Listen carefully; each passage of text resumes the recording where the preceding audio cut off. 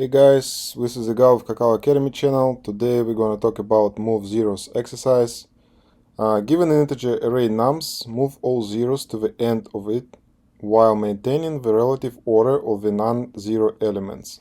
Note that you must do this in place without making a copy of the array. Okay, so this is our input array 0, 1, 0, 3, 12, and we are requested to move all the non-integer elements in such a way that we end up having something like 1, 3, 12, 0, 0. All the zeros are pushed towards the right side of the array. So I created the input and output arrays. Let's compare them first to make sure we do not provide false positive results. As you can see, we get false. And now we should consider a way to implement the functionality that would allow us to do it, right? So what I have in mind is the following. I can go through each element of the array and see if it has a value of 0 or something else. So in case the element is 0, I can store index or position of this element in a temporal variable, move on until the point where I reach an element whose value is different from 0. Then I simply swap the elements, and the only thing left to do is to bring my cursor back to the place where the value just got swapped on the left side. So let's try to implement it and see if it works. Okay.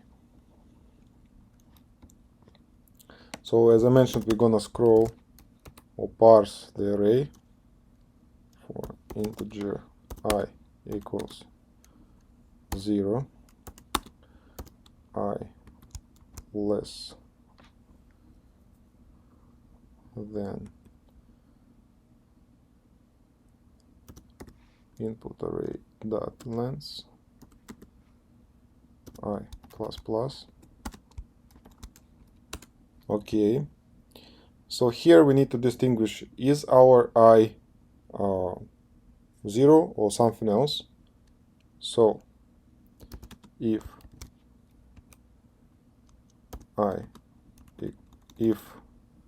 sorry, not our I, but the element at position I, input array I equals 0, do something, and else do something. So as I mentioned, we need a temporal variable that would hold a position or index of the element whose value is 0. For that reason, let's introduce it.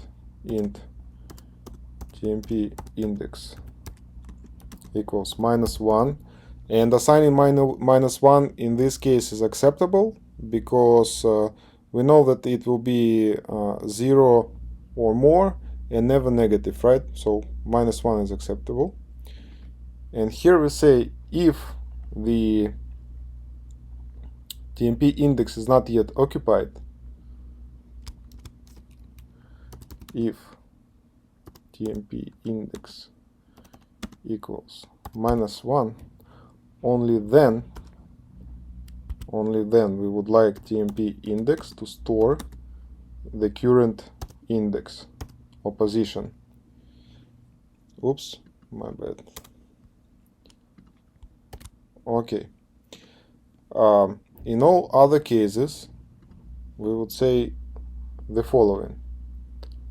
So what we do is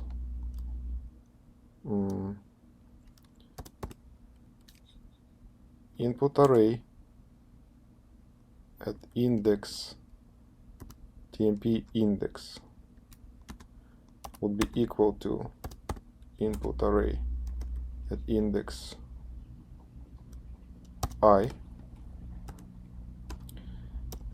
input array at index I